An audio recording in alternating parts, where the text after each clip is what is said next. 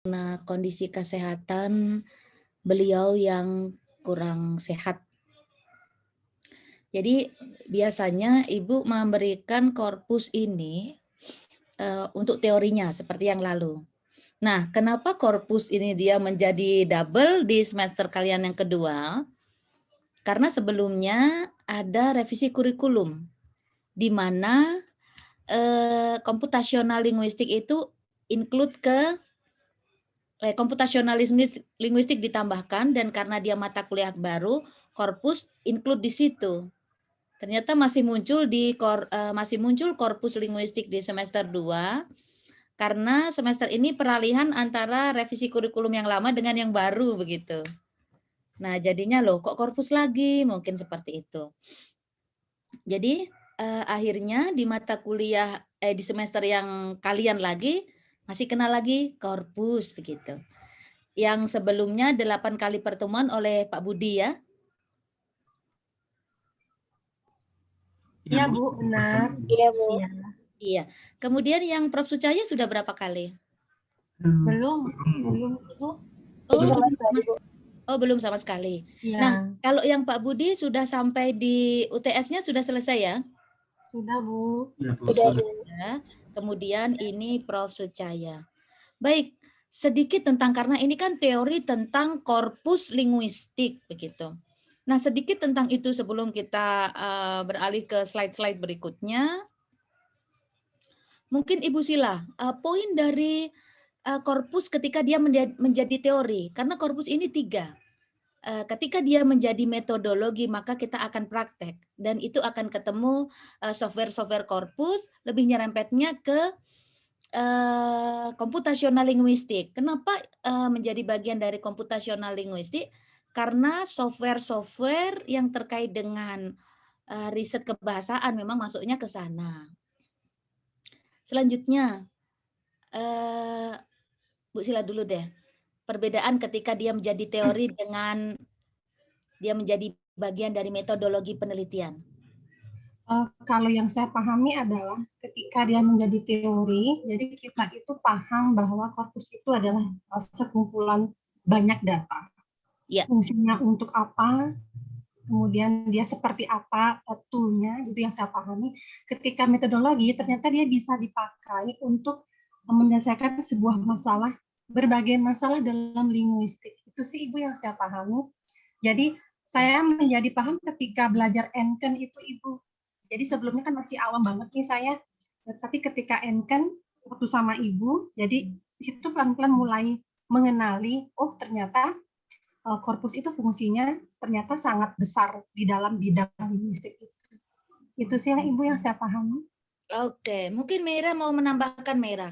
Setelah 8 kali bertemu dengan Pak Budi dalam teori korpus linguistik, dan setelah beberapa kali kita praktikum korpus sebagai bagian dari komputasional linguistik. Bagaimana sekarang yang Meira pahami? Ya, baik, terima kasih atas pertanyaannya Bu. Jadi setuju dengan Kak Sila tadi, dalam konteks korpus sebagai sebuah teori, itu berarti mengarah kepada korpus merupakan sekumpulan data yang begitu banyak, sekumpulan teks yang begitu banyak, baik itu spoken text atau misalnya written text juga. Tetapi dalam kaitannya dia sebagai sebuah metodologi, dengan adanya korpus itu bisa sangat membantu kita sebagai sebuah media yang bisa membantu kita untuk menyelesaikan segala permasalahan penelitian. Dan dalam hal ini, korpus sebagai metodologi itu mengarah kepada adanya aplikasi-aplikasi yang tentunya berkaitan juga dengan computational tadi, seperti munculnya Ancon, kemudian ada speech engine, seperti itu, dan semuanya itu sangat membantu dalam menyelesaikan masalah-masalah penelitian, baik itu di bidang linguistik makro maupun linguistik mikro. Terima kasih. Oke. Sebelumnya masih dengan yang ekolinguistik. Kalau ekolinguistik kemarin tugasnya irisannya ada di mana, sudah tidak confuse ya? Apa sudah banyak yang mengumpul atau belum ya? Belum Bu. Baru membaca Bu. Oh, masih membaca. Tetapi kalau irisan korpus linguistik sebagai cabang dari atau bagian dari ilmu linguistik secara general, dia sudah lebih muncul dia. Kalau ekolinguistik beberapa irisan diagram yang Ibu sempat berikan itu memang dia tidak muncul. Sebenarnya ada beberapa diagram yang muncul, tetapi yang Ibu share itu yang tidak muncul lah pastinya ya. Nah, terkait dengan korpus linguistik, irisan dari beberapa diagram yang Ibu berikan di tugas ekolinguistik kemarin malam, kira-kira posisi dia di mana? Mungkin Sehi bisa membantu memberikan argumennya, silakan.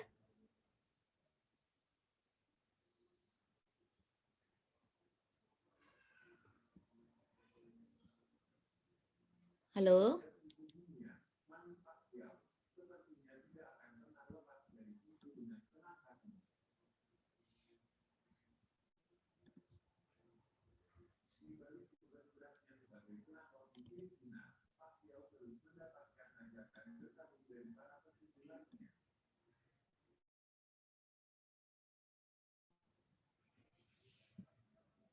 Halo? Halo?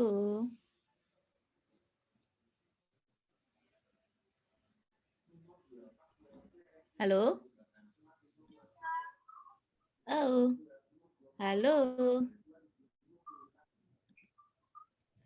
Halo? Ya Bu, Ibu mau manggil siapa tadi? Maaf Bu. Boleh Sehi? Oh, Sehi mungkin? Silakan Sehi. Iya. Sehi belum menyahut, Indra dulu deh, Indra. Karena Indra yang mempersilahkan Sehi. Indra, kemarin Ibu sempat share nih beberapa diagram irisan dari untuk ditentukan di mana posisi ekolinguistik. Nah, dari beberapa diagram itu justru sudah muncul ini korpus linguistik. Silakan Indra argumennya. Karena paling tidak in general kan dia pure dengan applied gitu. Pure nanti mikro dengan makro. Applied lagi. Nah, apa dia ada di mana ini? Apa dia cabang lain lagi? Silakan Indra.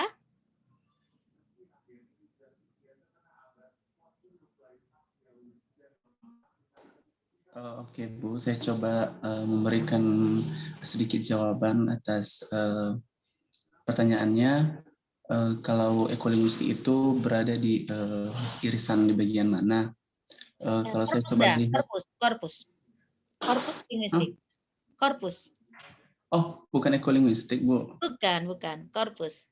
Oke, korpus linguistik. Oke, jadi kalau menurut saya Bu, irisan korpus linguistik itu mungkin dia berada di posisi antara morfologi dan sinteks, Bu. Morfologi dan sinteks. Berarti dia ada di irisan mikrolinguistik ya, Andra? Mikro, enggak Bu. Sebenarnya dia berada di posisi makro, Bu. Dia di posisi makro, korpus linguistik. Iya, Bu. Bukan di tengah-tengah morfologi dengan apa tadi kata Indra? Morfologi dan sinteks. Morfologi dan sinteks. Jadi dia di makro ya, Andra ya? Iya, Bu. Oke, terima kasih. Mungkin yang lain, karena kenapa kita harus tahu irisannya, sama seperti ketika kita ingin mendefinisikan ekolinguistik, karena kita bicara sore hari ini dalam konteks korpus linguistik sebagai teori, sebagai bagian dari ilmu linguistik itu sendiri. Oke, Kiki silakan mungkin Kiki.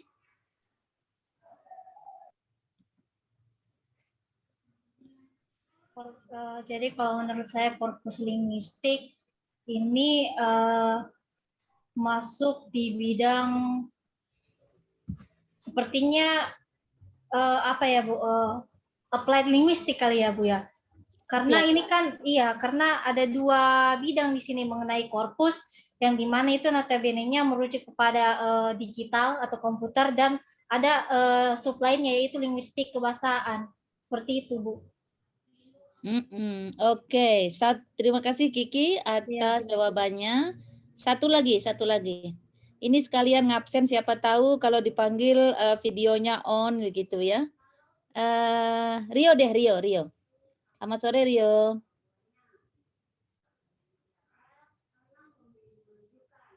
Selamat sore, Bu. Sebenarnya Ibu itu meminta Indra membuat Zoom sore hari ini tuh ingin melihat wajah-wajah kalian meskipun belum mandi sama seperti Ibu, tapi nyatanya mati semua nih videonya. Saya nyala, Bu. Oh, sudah nyala. Oke. Ya, oke Rio. Korpus linguistik ya, Bu ya. Kalau Gimana menurut dia saya itu? mungkin masuknya ke apply linguistik ya, Bu ya. Apply ya. Sama dengan Kiki, alasannya? Ya, karena kan korpus itu kan seperti apa namanya, menerapkan ilmu-ilmu mikrolinguistik gitu, Bu. Terus diterapkan ke dalam suatu program berbasis komputer seperti itu, Bu. Untuk mempermudahnya, mungkin sebelumnya kan waktu belum ada apa namanya program-programnya gitu, mungkin manual ya, Bu ya, seperti membuat kamus seperti itu. Tapi semakin maju komputernya, jadi mungkin bisa dibuat programnya seperti itu. Jadi menurut saya masuk ke apply linguistik rata. Iya, oke, benar sekali. Pokoknya ketika dia itu merupakan gabungan dari disiplin ilmu lain, bisa jadi dia masuk applied walaupun tidak semuanya. Ya, clue-nya begitu saja. Tetapi kebetulan korpus linguistik ini memang bagian dari applied. Namun ini adalah korpus linguistik yang dalam basic atau kerangka dia sebagai teori dan bukan sebagai metodologi. Ya, jadi dia ini mempunyai dua baju. Dia sebagai bagian dari metodologi khususnya collecting data, teknik collecting data, dan dia sebagai memang teori yang memayungi suatu kajian tertentu dalam ilmu linguistik. Good. Sore hari ini kita akan mencoba membedah tentang masuknya penerapan teori korpus linguistik dalam pengajaran dan pembelajaran bahasa. Ya, dari semua yang ada, yang profesinya benar-benar sebagai guru, ada enggak? Guru, oh Meira ya, Meira, Ibu Sila. Ibu Sila ya? Ya, Bu. Ibu Sila. Ya, Bu. Siapa lagi ya? Siapa lagi? Bu, Utari. Utari ya. Bagaimana? Karena korpus linguistik itu juga bisa diaplikasikan dalam metode pengajaran dan pembelajaran bahasa. Apakah sudah pernah, karena kemarin kan sudah ada teori, apakah sudah pernah mencoba untuk memasukkannya untuk menambah kosakata misalnya, atau mencoba untuk tujuan tertentu lagi? Ada enggak experience ini? Atau belum? Bu Sila, Meira, dan Kalau Meira belum, Bu. Belum ya, oke. Well, mungkin ini bisa dicoba karena according to Barlow, korpus linguistik diaplikasikan ke dalam pengajaran dan pembelajaran bahasa bisa dalam tiga poin ini. Ya, ingat ya, nanti kalau mungkin mungkin UAS hal ini akan dipertanyakan. Yang pertama, dalam mendesain silabus. Kemudian dalam mengembangkan materi ajar. Yang ketiga, dalam aktivitas kelas sehari-hari.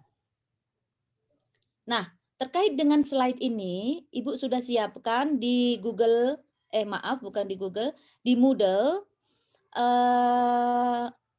forum. Di forum nanti kita akan diskusikan ini. Bagaimana peran nyata atau bentuk implementasi nyata dari korpus linguistik ketika dia mensupport penyusunan silabus. Pertanyaan yang kedua adalah kaitannya dengan pengembangan material, di mana perannya dia? Dan yang terakhir, sebutkan beberapa contoh aktivitas kelas dengan menerapkan prinsip-prinsip dasar dari korpus linguistik. Jadi yang ini tahan, jawabannya itu bisa langsung lewat forum, dan itu bisa fleksibel dituliskan dalam jangka waktu 1 minggu. Atau 1 minggu terlalu lama ya kira-kira? Ya masih Bu, ada waktu. Ah. Normal. Oke. Nah, Ibu harap ini tidak membebani karena ini bersifat ide begitu ya. Jadi kalau ide itu tidak ada yang salah, tidak ada yang benar. Seperti di mana irisan korpus itu kan sesuatu. Nah, kalau hal-hal yang terkait seperti ini, kalau ada supporting datanya dari ide yang diberikan, meskipun di teorinya tidak ada, tapi kalau hal itu mungkin untuk dilakukan, kenapa tidak begitu? Jadi ini jangan menjadi beban, namun harapan Ibu adalah sebagai wadah untuk kalian memberikan ide-ide cemerlang kalian. Seperti apa ya kira-kira ya desain silabus yang memasukkan korpus linguistik sebagai sarananya. Dan tentu saja ini wajib dipraktekkan terutama bagi mahasiswa S2 linguistik yang memang sudah menjadi guru, pengajar, dosen, dan lain sebagainya. Untuk Valen juga bisa, karena Valen sekarang kan menjadi pengajar bahasa Inggris ya. Bisa untuk ide aktivitas kelas. Ada lagi yang sekarang menjadi pengajar bahasa Inggris? Mungkin instruktur bahasa Inggris mungkin? Nggak ada ya? Kalau Gung Mas Era apa aktivitasnya? Gung Mas Era? Kalau Eka Wahyuni, Era Wahyuni apa aktivitas sehari-harinya? Belum Selamat menyapa. sore, Bu. Maaf, Ya, saya sore. tidak on kamera karena lagi sakit. Oh, tidak apa-apa. Ya. Oke. Apa aktivitas sehari-harinya, Era? Apakah pengajar bahasa Inggris mungkin, instruktur? Jadi sehari-hari saya membantu orang tua saya karena kebetulan ada produksi baju renang.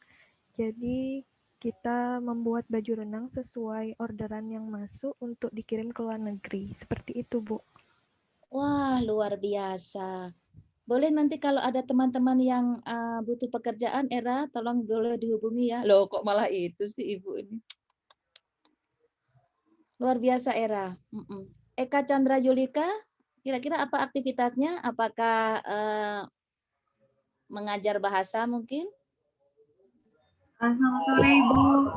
Selamat sore. Saya aktivitasnya admin, Ibu. Admin? Oh, Ya, admin. Oke. Berarti kalau admin belum memungkinkan lah untuk applying korpus linguistik ya? Belum sih, Ibu. Soalnya lebih ke akuntingnya gitu. Lebih ke accounting. Ya.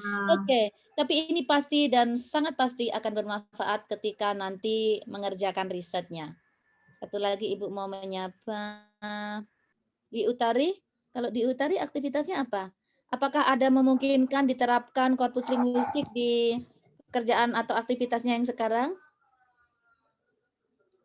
Selamat malam, Bu. Selamat malam. Iya, kalau saya sendiri aktivitasnya sedang mengajar, Ibu, di salah satu sekolah internasional yang ada di Bali, yang di Denpasar. Jadi saya pengajar guru bahasa asing, tapi dengan silabus asing, Ibu, bukan silabus lokal. Oh, dengan silabus asing. Iya. Berarti sebagai gurunya kita tidak Utari tidak mengembangkan silabus atau mendesain silabus ya. Jadi silabusnya sudah jadi ya. Ya, jadi kita hanya mengikuti silabus yang sudah ada, Ibu. Kebetulan pakai silabus Cambridge. Cambridge, iya. Ya. Oke, jangan salah. Sebentar lagi juga ada sertifikasi Cambridge. Ya. Karena kita sudah terkonek dengan Cambridge Press ya. Jadi siap-siap Utari, S2 Linguistik juga akan menyusul. Cambridge material. Oke, berarti terkait dengan material development juga tidak dilakukan oleh pengajar ya, Utari? Untuk sampai sekarang belum, Ibu, masih ikut, masih hanya menerima aja, Ibu. Oke. Ya. Tapi untuk TK baru dia buat silabus, Ibu. Oh, kalau apa? Kalau dia preschool-nya, baru dia ikut lokal dan ikut silabus lokal, Ibu. Oke, luar biasa. Tetapi sebagai pengajar bebas ya menentukan classroom activities-nya atau juga ada rambu-rambu lagi? Kalau di Cambridge, yang selama ini saya tekuni Bu, kayak yang penting untuk anak-anak yang SD atau primary itu yang penting pelajarannya itu fun dan metode-metodenya itu jelas Ibu. Jadi kalau di Cambridge itu tidak melulu mengikuti RPP-nya itu Ibu. Jadi kita tuh bagaimana applying-nya di kelas ya, dan bagaimana siswa itu bisa mengerti. Jadi lebih efisien dan lebih efektif Ibu, kalau saya tangkap dari silabus yang Cambridge. Kalau yang di lokal bisa kita lihat kan banyak itu gininya apa namanya rentetannya itu bedanya Bu sama yang di Cambridge. Jadi di Cambridge lebih efektif dan lebih simple jadinya. Efektif, simple, dan fun itu ya mungkin ya? Ya harus fun Ibu. Ya, berarti harus banyak metode-metode ice breaking Ya benar. dan lain sebagainya untuk membuat, apalagi ini kan siswa-siswa yang masih ini ya, Utari ya? Iya Ibu. Menarik, menarik, menarik, sangat menarik. Nah, mungkin tugas khusus untuk Utari adalah karena Utari ini adalah seorang pengajar bahasa Inggris yang silabusnya sudah didesain, materinya juga sudah disiapkan. Coba Utari amati desain silabus dan materi-materi.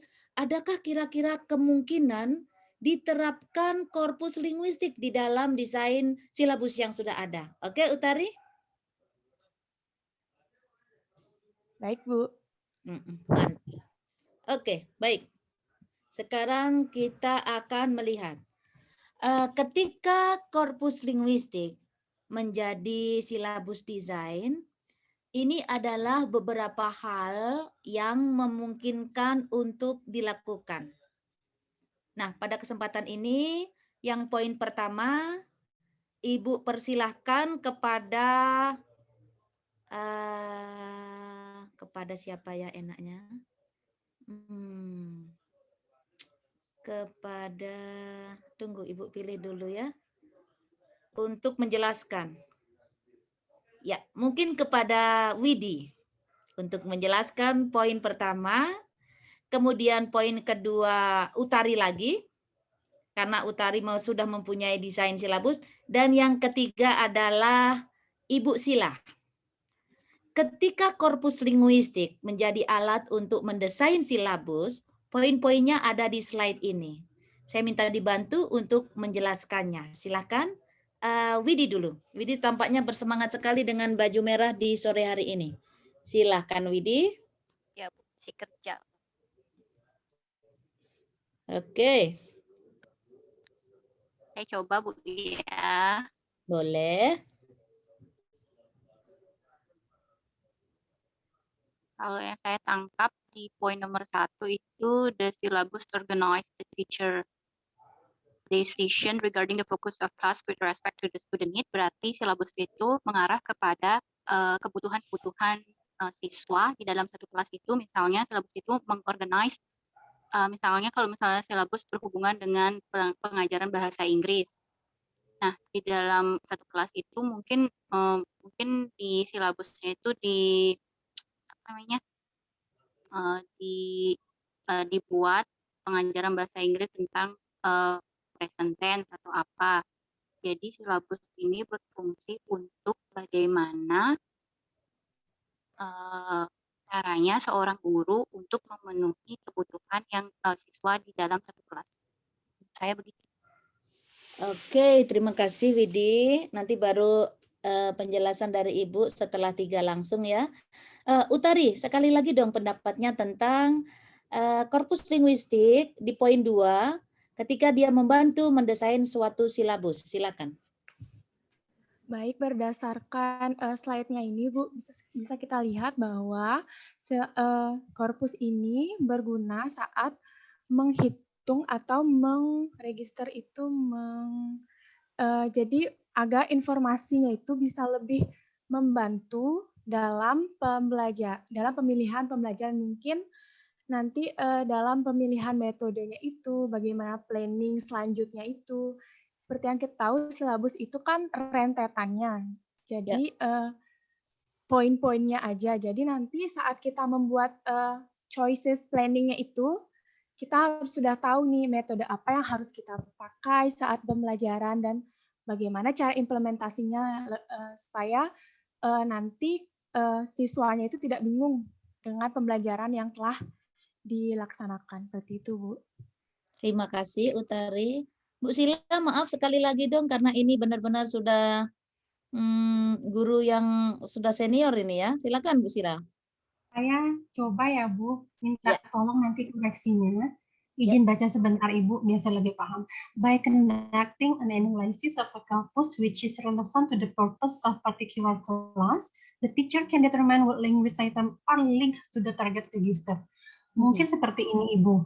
Jadi, dengan adanya korpus ini, saya keywordnya itu language item. Misalnya, siswa harusnya belajar nouns atau grammar atau apa dan lain sebagainya.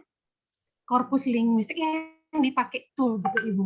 Jadi sehingga lebih mudah caranya seorang guru itu untuk menyediakan link-link yang disesuaikan dengan language item yang akan diajar. Mungkin seperti itu, Ibu ya. Saya juga sebenarnya belum menerapkan di pengajaran korpus ini, Ibu. Baik, terima kasih kepada semua. Mohon koreksinya, Ibu ya. Ya, baik, terima kasih semuanya. Jadi sudah benar apa yang disampaikan. Ketika korpus linguistik membantu usaha guru dalam membuat desain silabus, ada beberapa hal ini yang akan dilakukan oleh korpus. Pertama, tentu saja sebelum mendesain silabus, kita akan mengidentifikasi kebutuhan dari siswa. Nah, ketika kita tahu bahwa lemahnya dia itu adalah di penguasaan vocabulary misalnya. Vocabulary yang berulang-ulang itu akan kita sediakan melalui korpus software yang tentu saja datanya sudah kita ambil. Dengan begitu dia memiliki banyak choices penempatan suatu kata yang dia tidak mengerti itu dalam berbagai kalimat. Sehingga berbasis dari kebutuhan siswa, korpus bisa membantu menyediakan banyak kalimat di mana satu kata yang tidak dia pahami itu muncul.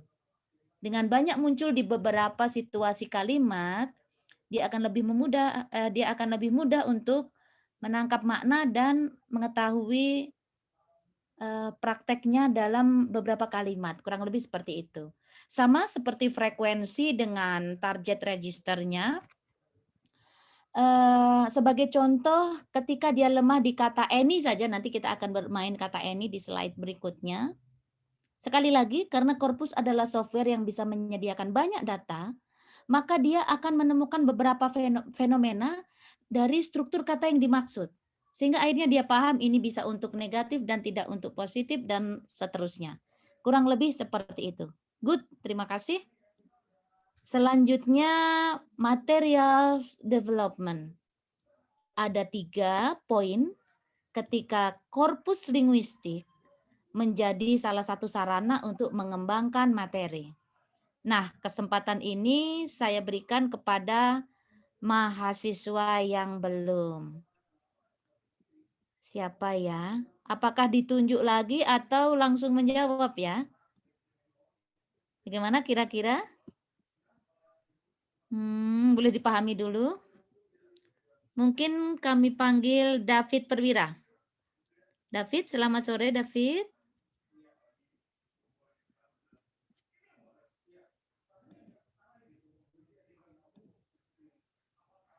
David belum menyahut. Oke. Indra, Meira, Utari sudah. Mungkin Valen. Selamat sore Valen. Iya, selamat sore Ibu. Oke, baik. Silakan dipilih poin yang nomor 1, nomor 2, nomor 3. Intinya bagaimana sih korpus linguistik itu membantu pengembangan materi? Ajar.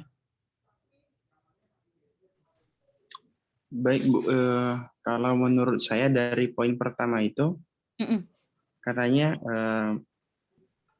pengembangan materi itu tergantung pada si pengembang, intuisi si pengembang itu sendiri, intuisi yang mengembangkan materi itu sendiri terhadap apa yang sebenarnya dibutuhkan oleh seorang siswa maupun siswa yang sedang diajari. Jadi mungkin melalui korpus linguistik ini, pengembang materi lebih memiliki insting yang lebih kuat, intuisi yang lebih kuat tentang apa yang sebenarnya yang perlu dilakukan dan perlu dikembangkan kepada siswa. Jadi capaian akan pembelajaran tertentu dapat sesuai dengan kebutuhan dari siswa tersebut. Saya pikir demikian, Ibu. Good. Bagus sekali, Valen. Terima kasih. Era Wahyuni, boleh dibantu poin kedua, silakan. Kalau ini agak jelas ini Era, karena di sini sudah ada keterangan bahwa dengan bantuan korpus, pengembangan materi, bla bla bla. Silakan Era.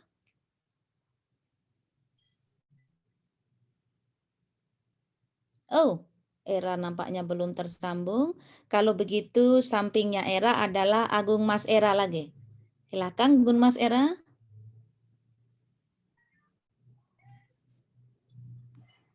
Oh, belum tersambung juga. Kalau begitu, Korti kita, Ngurah. Selamat malam, Ngurah.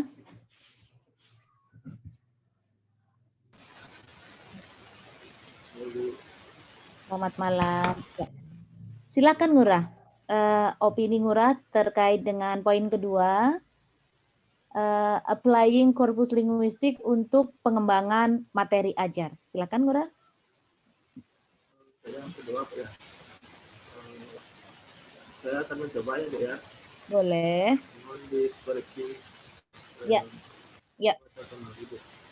We don't have of course material developers could create exercises based on real examples to provide children with an opportunity to discover the skill of linguistics. Dari sini maksudnya itu dengan bantuan korpus pengembangan materi dapat membuat latihan itu berdasarkan contoh nyata yang memberi siswa untuk kesempatan menemukan fitur penggunaan bahasa video ya.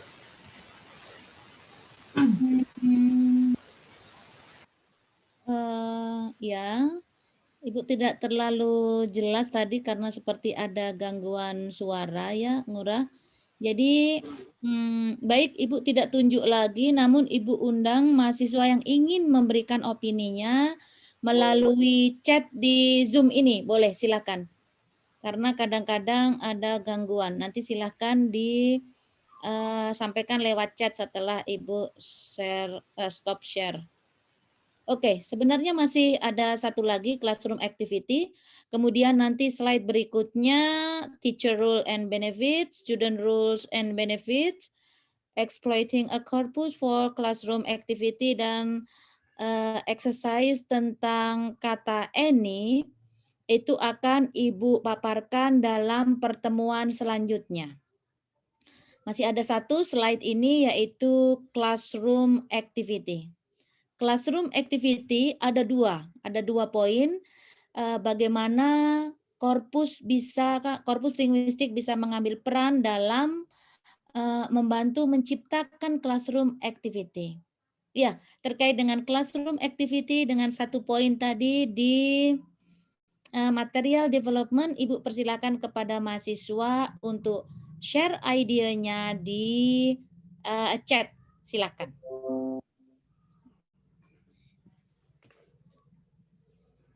Silakan.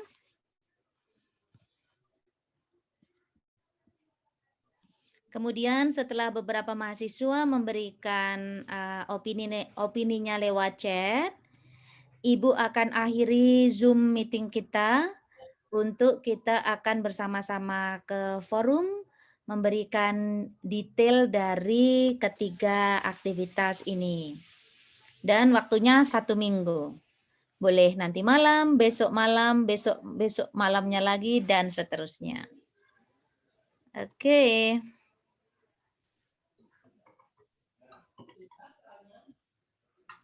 Atau boleh juga nanti penjelasan dari poin pengembangan materi dan classroom activity.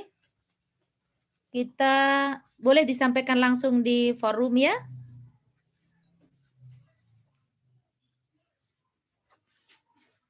Oke.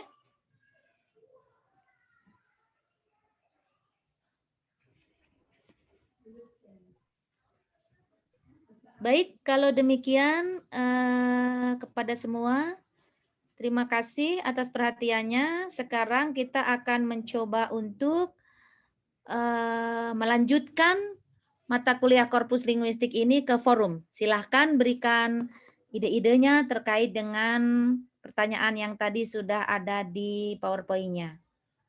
Apakah tadi sudah dipahami ya pertanyaannya?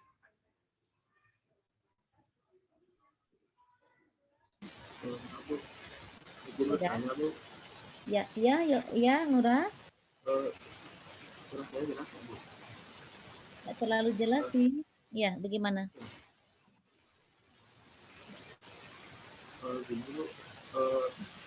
Untuk yang di LDM ini kan lanjutannya gini, lanjutannya sebelumnya dari Pak Budi itu yang di korpus, bukan yang di korpus di teorinya itu untuk forum dan absennya, Bu. Bagaimana, Nura? Agak jelas ya, Bu, ya, jelasnya, Bu. Ya, agak kresek-kresek. Ya, mungkin ada yang bisa membantu Ibu. Boleh izin saya bantu, Arta? Begini, Ibu. Di absen tersebut, yang sebelumnya sama Pak Budi, kita mengabsennya yang tulisannya corpus, Ibu. Corpus linguistik bahasa Inggris. Tapi yang sekarang absennya itu ada di korpus pakai K. Memang pindah, Ibu? Maksudnya kita pindah tempat absennya, apakah seperti itu, Ibu? Oh ya. Ibu juga tidak tahu tiba-tiba di wall Ibu itu ada masuk situ. Jadi Ibu langsung menyematkan absensinya di situ. Iya, memang ada 2, Ibu. Jadi kami pun dari awal harus lihat-lihat dulu. Ternyata di yang bahasa Inggris yang corpusnya ada, Ibu, bukan di yang korpus ke-nya. Ternyata di sana. Tapi yang sekarang yang dari Ibu, yang tulisan bahasa Indonesia, Ibu adanya. Ya, oke. Berarti di situ saja kita absens. Oh, pindah berarti, Ibu ya? Ya, pindah. Ya. Baik, terima kasih semua atas perkuliahan sore hari ini, dan ditunggu ya ide, argumen terkait dengan hal yang kita diskusikan tadi di forum yang sudah disematkan di Moodle System. Terima kasih semua dan selamat malam. Good luck. Terima kasih, Ibu. Selamat malam. Selamat malam. Terima kasih, Ibu. Selamat malam, Bu. Malam, Kartina.